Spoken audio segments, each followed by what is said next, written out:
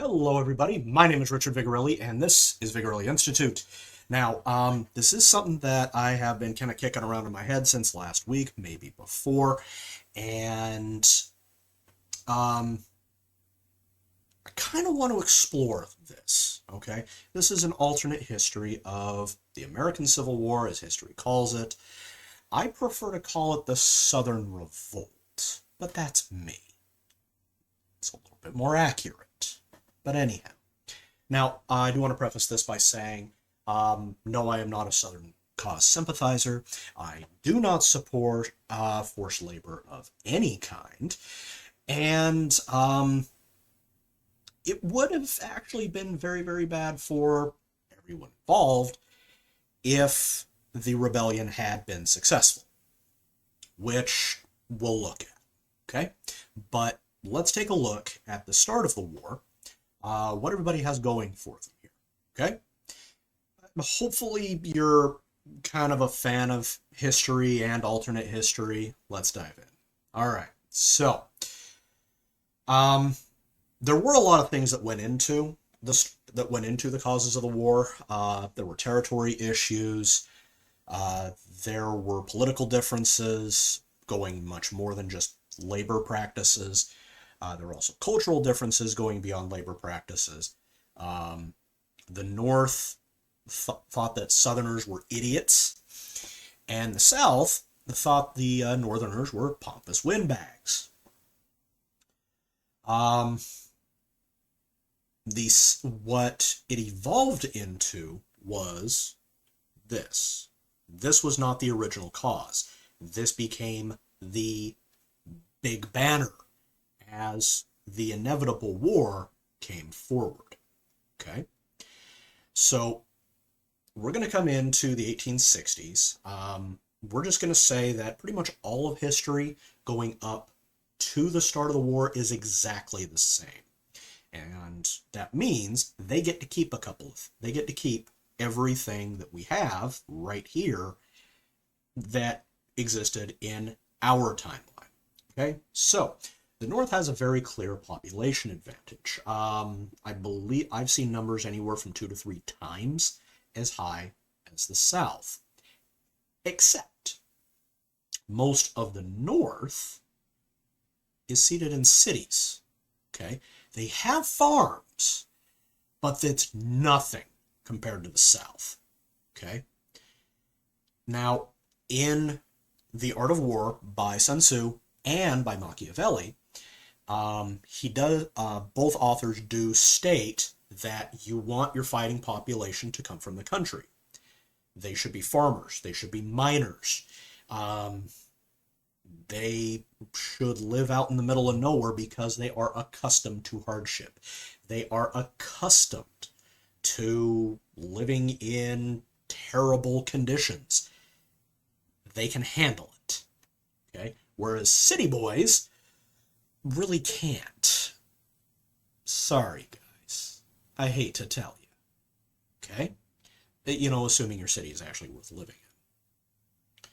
You know what I mean. So, as a result, the South has a significant advantage in soldiers. Okay?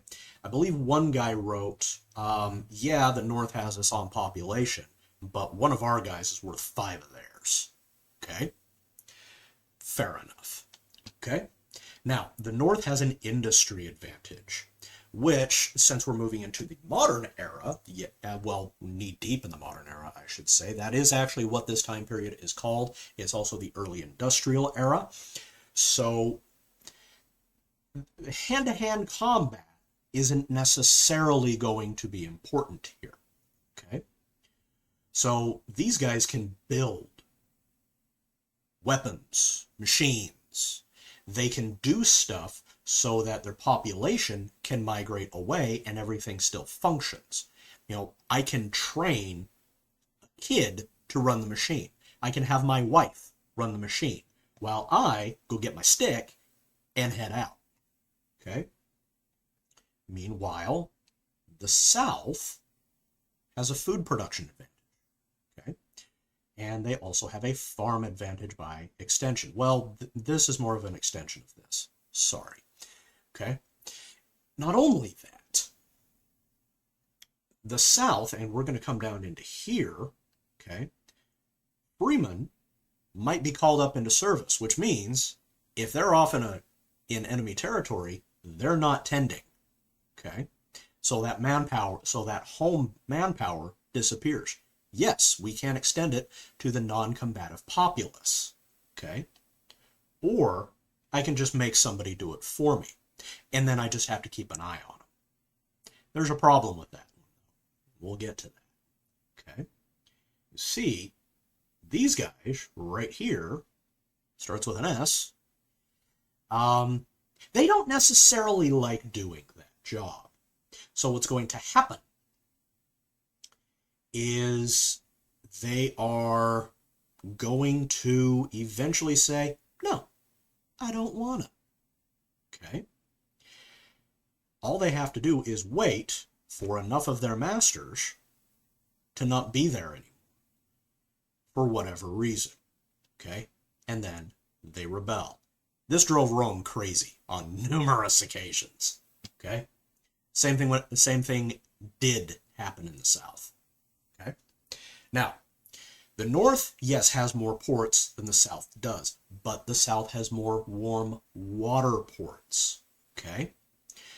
Granted, during the cold times, there is a nasty little habit of really, really horrendous storms coming through the area. You know, hurricanes, tornadoes, and breaking stuff. Okay?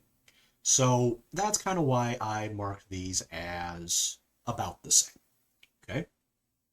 Now, both are politically unified against a common foe. Let's explore that. Okay? Up in the North, just because the states had said, no, we're going to fight the South, does not mean the populace was behind it.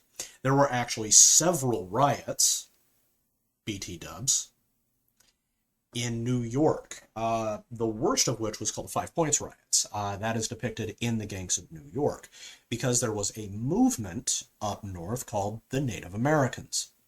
These guys were, by the way, the children of the settlers reaching as far back as 1620. Yes, they were European descended, okay, but they called themselves Native Americans because they were born here, okay? Meanwhile, the North is having a lot of immigrants come in from Ireland, France, Italy, Germany, England, the rest of the UK, Eastern Europe, far Northern Europe.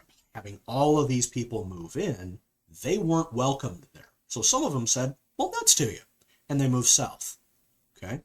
Or word would get back to the old country, and instead of setting for the North, they would set for the South.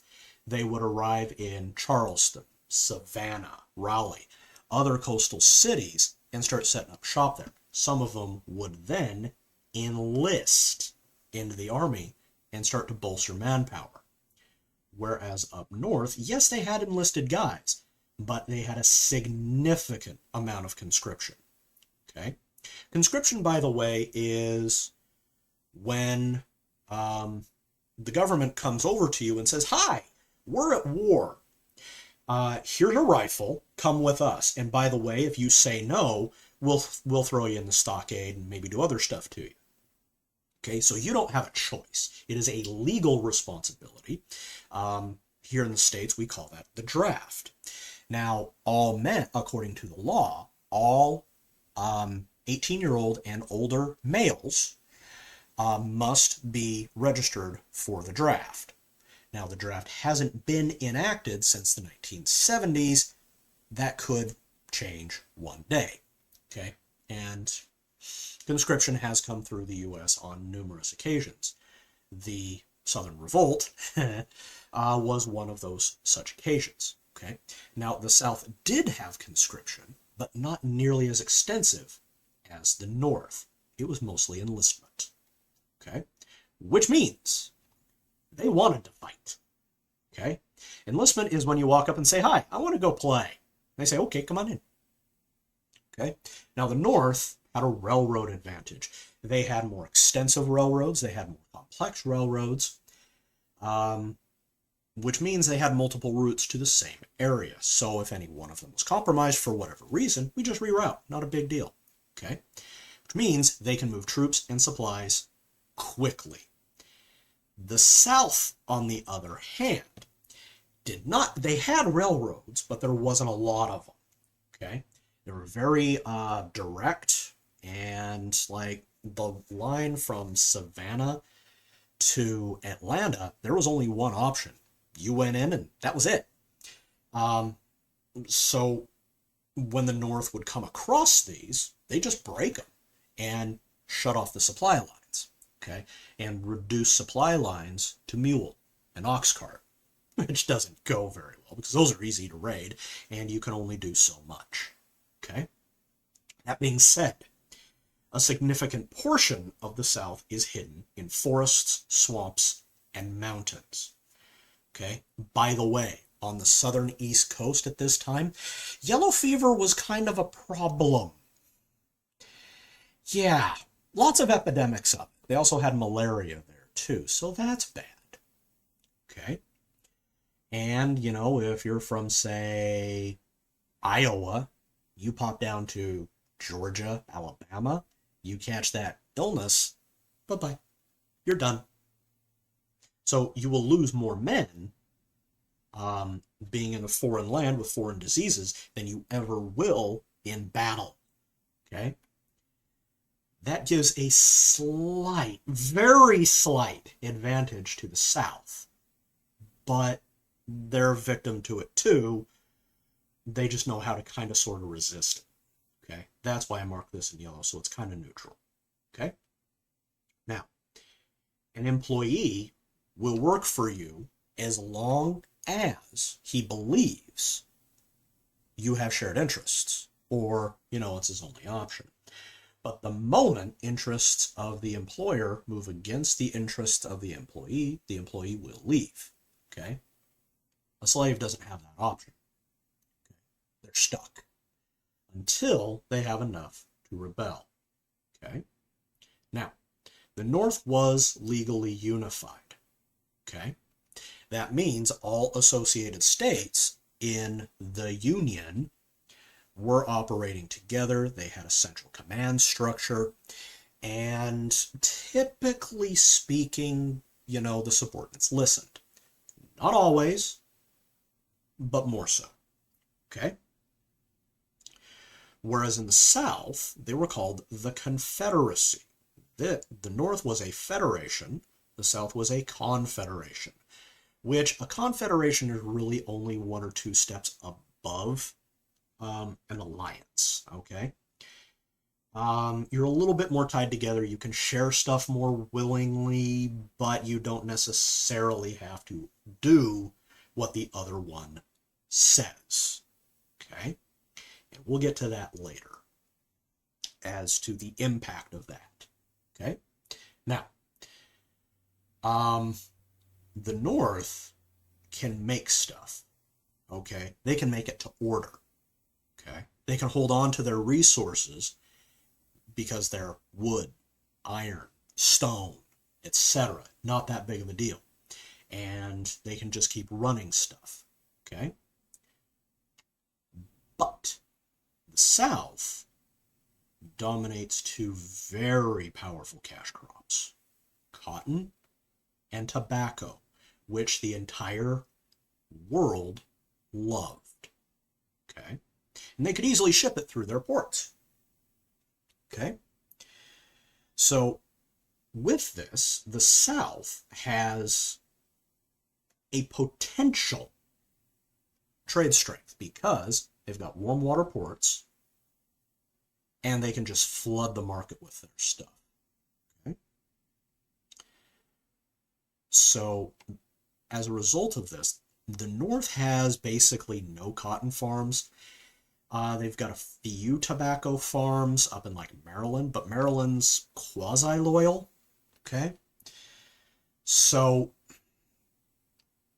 most of their stuff lies in food stuffs and mineable resources. That doesn't exist as well here in the South. The South does have iron and copper and so forth, and forests and all of that, but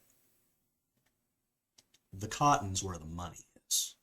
Okay? And what about oil? Hasn't been discovered yet, not relevant. Okay? So, that's why the South gets their strongest piece here. Okay? Now, the North has a massive naval advantage. Same thing up here.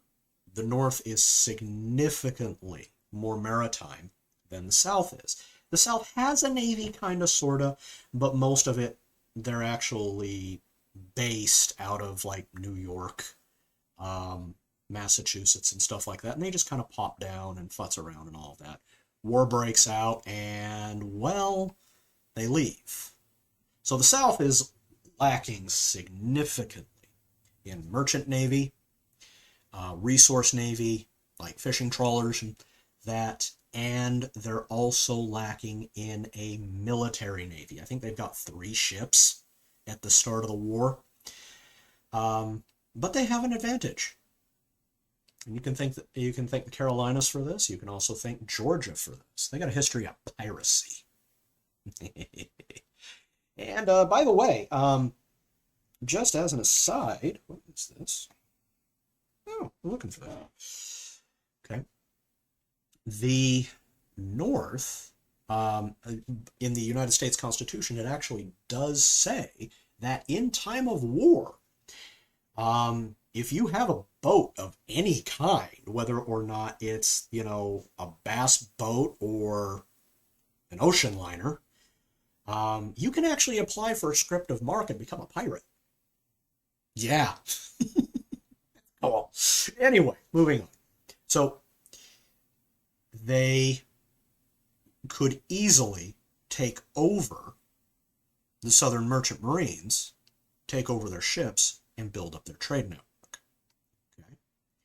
Now, one of the major things that screwed over the South in their war effort in our timeline is at the start of the war, they halted exports of cotton. Kind of killed their money. So what they did, and same thing with tobacco, they flat out refused to trade with anybody as long as they were doing business with the North. Basically, they said, if you want our cotton, you support us and only us. Massive mistake, because they took their biggest advantage here and destroyed it. Okay? Meanwhile, they don't have the greatest of economies. Okay? They have an agrarian economy versus an industrial economy. Okay? The industrial economy is always going to win out. Okay? Just the way it is. Okay?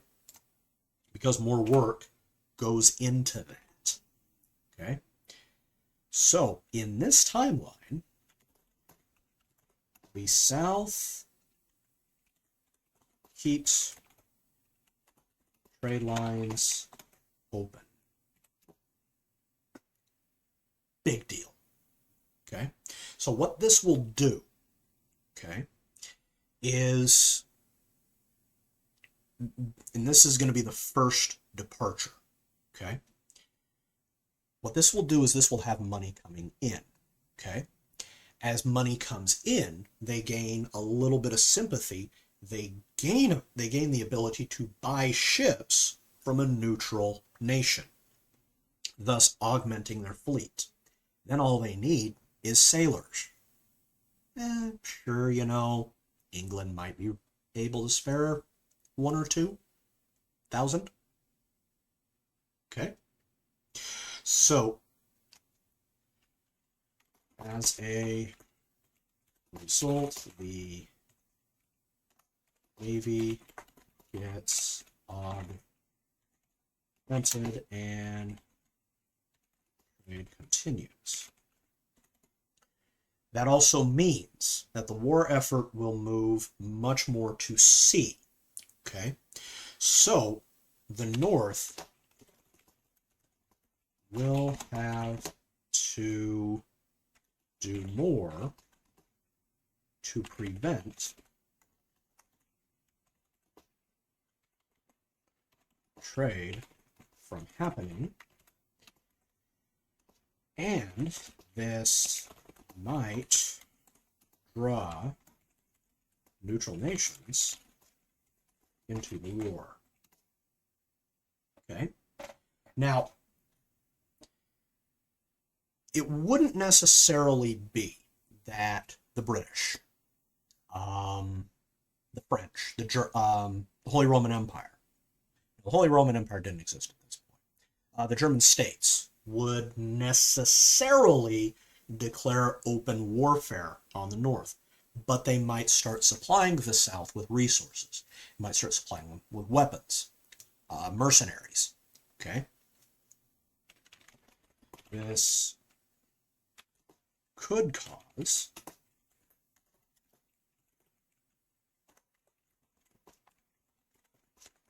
to aid the South in exchange for cotton and tobacco.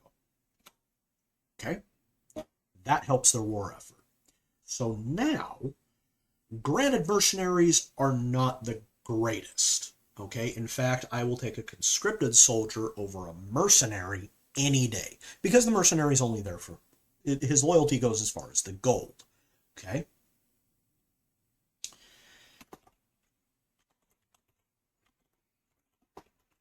Could then be used to bolster the South. Okay? But mercenaries can be effective if you give them basically one job to do. You want them out fighting.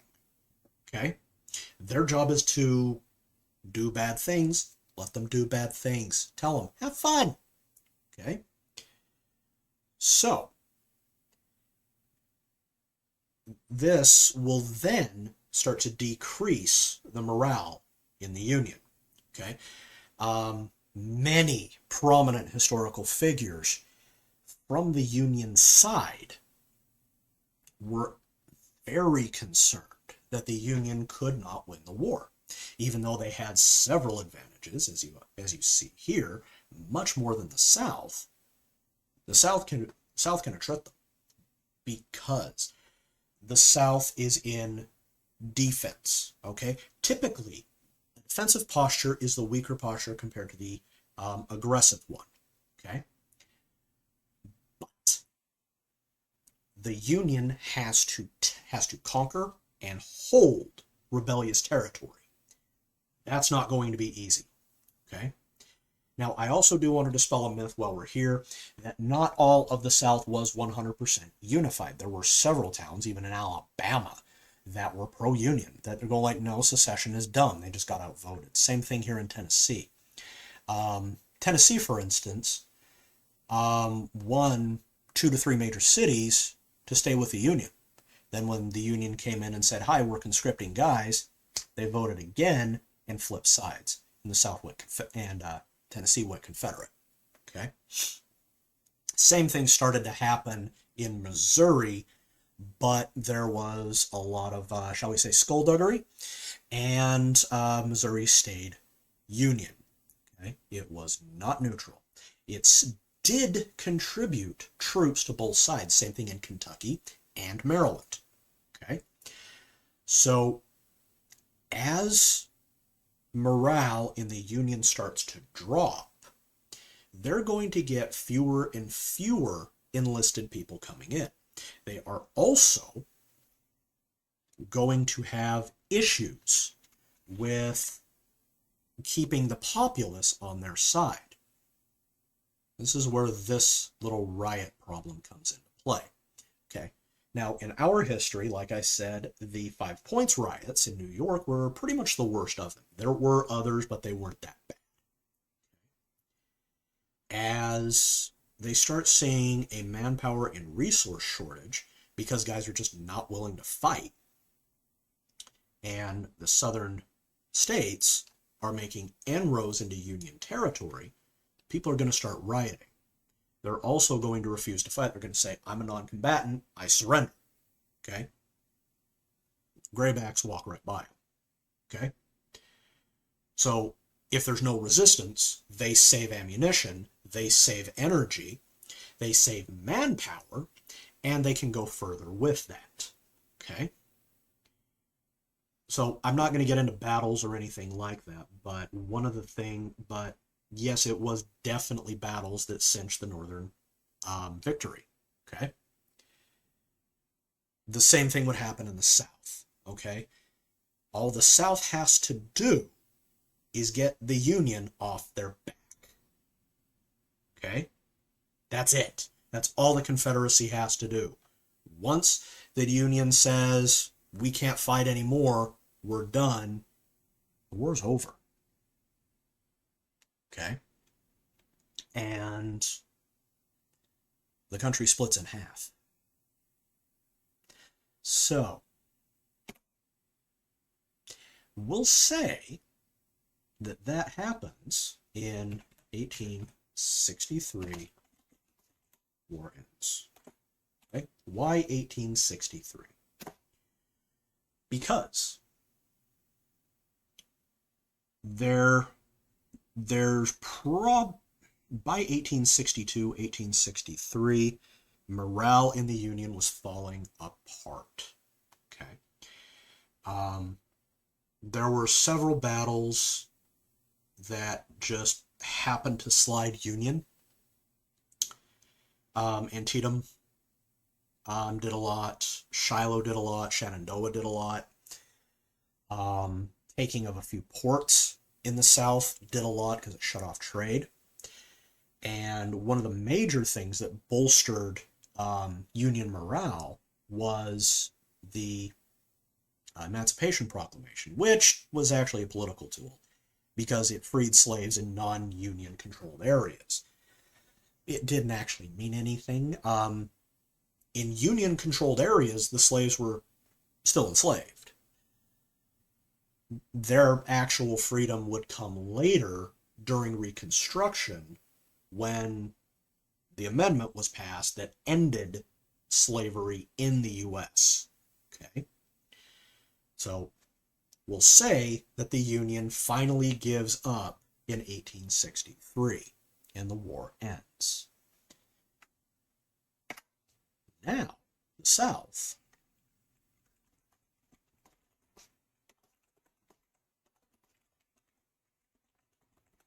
Independent and not necessarily unified. Dun dun dun. And I'm pushing 30 minutes here, so I'm going to go ahead and leave it there. Okay? So this is where the real meat and potatoes is going to hit. Okay? Now we move into a Reconstruction phase and the growth of one country. We'll see what happens. So, if you're new to the channel, like, share, like, subscribe, leave a comment. Feel free to tell me I am an istophobe, etc. And watch for more. I think you'll be surprised as to what I think is going to happen. Okay? And I'm putting comment because English. Also, follow me on Twitter. Handle is in the description. Visit my website, vimandvigorelli.com. Link is in the description as well. You can get snazzy merchandise like this. And this. And this thing behind me. Okay? Among others. I've even got puzzles. So, I'll be back later. You take care. Bye-bye.